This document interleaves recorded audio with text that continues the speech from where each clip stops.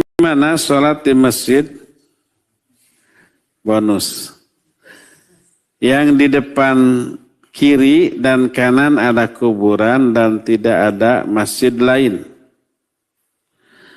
Kalau kuburan itu berada di halaman masjid, maka tidak boleh sholat di masjid itu. Kalau nggak ada masjid lain, ya udah di rumah. Nggak ngaji, berarti kamu ngaku ngaji Quran 30 juz. Dan kemudian selanjutnya tahrimus sholati fil masajid zatil autrihah wa tasrihu biwujubi hadmiha. Dan kemudian selanjutnya tanda-tanda kelompok ekstrim atau wahabi mengharamkan sholat di dalam masjid yang mana masjid itu ada kuburan. Jadi kalau salafi itu memang anti kuburan ya, sehingga ketika bermanhaj ahlus sunnah wal jamaah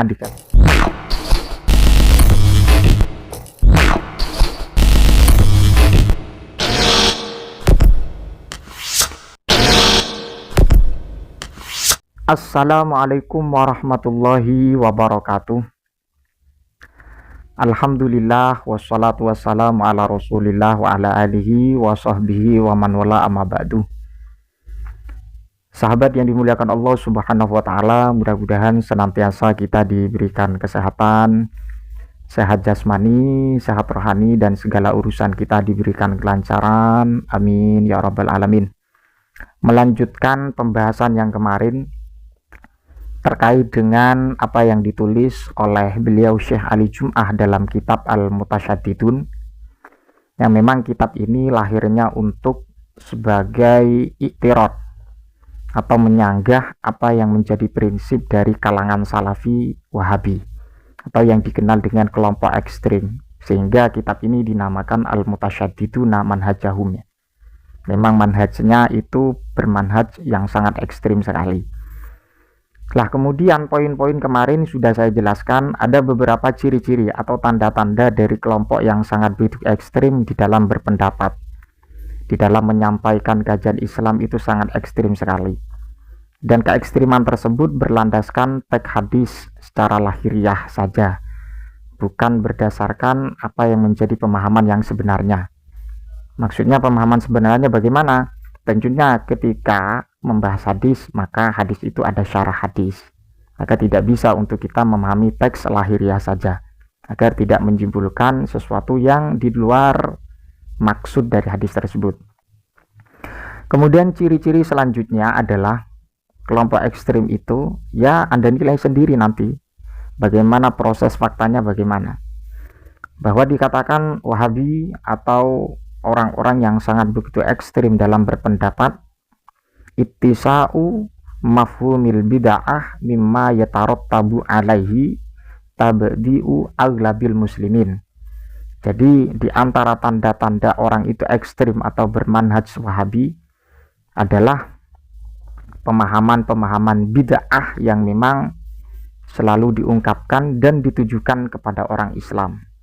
Ya Anda cek sendiri di media sosial ataupun di luar media sosial, ketika orang-orang yang memprioritaskan sekaligus mengkuar-kuar bahwa hal itu bid'ah, maka itu termasuk al-mutasyaddidun, dari kelompok yang ekstrim atau yang dikenal dengan wahabi.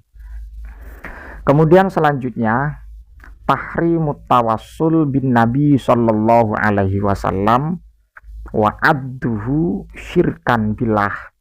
Kemudian tanda-tanda dari kelompok yang sangat ekstrim atau wahabi mengharamkan tawasul kepada baginda Nabi Muhammad sallallahu alaihi wasallam wa abduhu syirkan billah, dan menganggap tawasul dengan Nabi itu termasuk pekerjaan yang syirik. Ini ekstrim atau tidak? Ya jelas ini ekstrim. Jadi ketika ada kelompok yang menyatakan tawasul dengan Nabi itu haram, dan apalagi lebih parah lagi menganggap itu merupakan sesuatu yang syirik, maka jelas itu adalah kelompok wahabi atau kelompok yang ekstrim paham teks lahiriah. Dan kemudian selanjutnya tahrimus sholati fil masajid zatil autrihah wa tasrihu biwujubi hadmiha. Dan kemudian selanjutnya tanda-tanda kelompok ekstrim atau Wahabi mengharamkan sholat di dalam masjid yang mana masjid itu ada kuburan. Jadi kalau Salafi itu memang anti kuburan ya, sehingga ketika bermanhaj Ahlus Sunnah wal Jamaah dikatakan kuburiyun lah. Ya, jadi seperti saya ini dianggap kuburiyun. Jadi tanda-tanda yang memang melekat dari kelompok ekstrim atau Wahabi itu mengharamkan sholat di dalam masjid yang mana masjidnya itu ada kuburan. Watasrihu biwujubi hatmiha, dan kemudian berkuar-kuar ya, atau memberikan pernyataan wajib untuk dibongkar. Jadi kalau ada masjid dan masjid itu ada kuburan, haram disolati. Dan kemudian masjidnya wajib dirobohkan. Wah, ini kan sangat ekstrim ya. Kalau di Indonesia ini sangat begitu banyak ya, masjid itu pinggirnya ada kuburan. Jadi kalau mereka sholat di situ haram, tidak boleh. Sehingga ada kelompok ketika ada masjid ada kuburannya ya tidak berani sholat di situ karena hukumnya haram. Bahkan apa, watasrihu biwujubi hatmiha. Dan kemudian memberikan satu statement bahwa ketika masjid ada kuburan harus dibongkar. Kemudian i'tibarut tabarruki bi asarin nabi wassalihin syirkan billah, dan kemudian menganggap tabarruk ngalah berkah terhadap asar ya, asar dari baginda nabi dan kemudian wassalihin dan orang-orang soleh itu dianggap syirik, syirkan billah.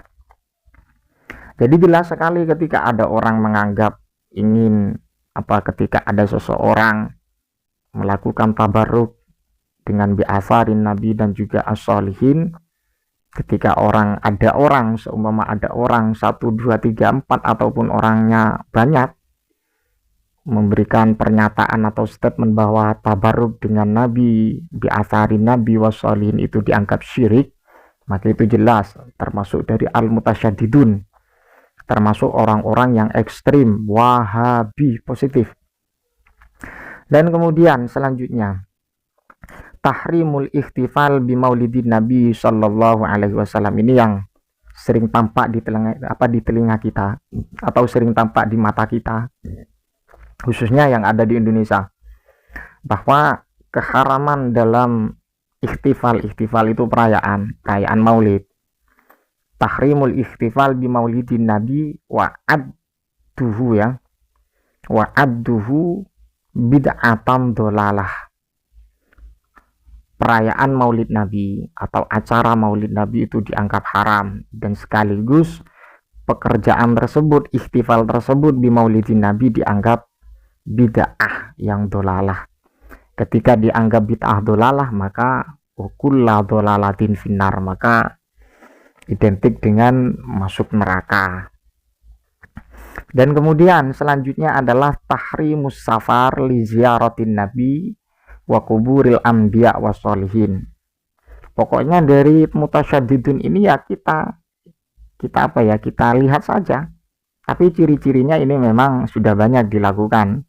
Karena Syekh Ali Jum'ah tahu betul ketika orang itu bermanhaj ekstrim, bermanhaj sunnah katanya, pasti itu Wahabi itu. Dan tandanya apa? Tahrimus safar li ziyaratin nabi, mengharamkan perjalanan dalam rangka untuk ziarah kepada baginda Nabi Muhammad SAW. Tidak hanya ziarah kuburan Nabi, wa kuburil anbiya, dan kemudian kuburan para nabi, Nabi Soleh, Nabi Yakub, Nabi Hud, dan seterusnya. Wassalihin, dan kemudian kuburan orang-orang soleh. Jadi tak heran dan memang fakta ketika mereka mengharamkan hal yang bersifat ziarah kepada baginda Nabi, kemudian orang-orang soleh dan juga para nabi yang lain, ketika dari kalangan aswaja melakukan hal itu maka dianggap kuburiyun, karena pokoknya anti kuburan lah.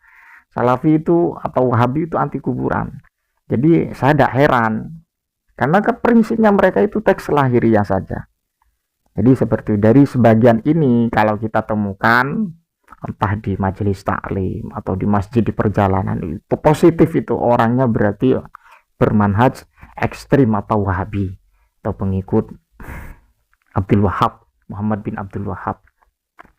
Wallahu a'lam bishawab. Mudah-mudahan bermanfaat apa yang saya sampaikan, dan bisa dicek saja Bisa diteliti saja bagi kelompok mereka yang sangat begitu ekstrim. Wallahu a'lam bishawab. Mudah-mudahan bermanfaat. Ihdinas shiratal mustaqim. Assalamualaikum warahmatullahi wabarakatuh.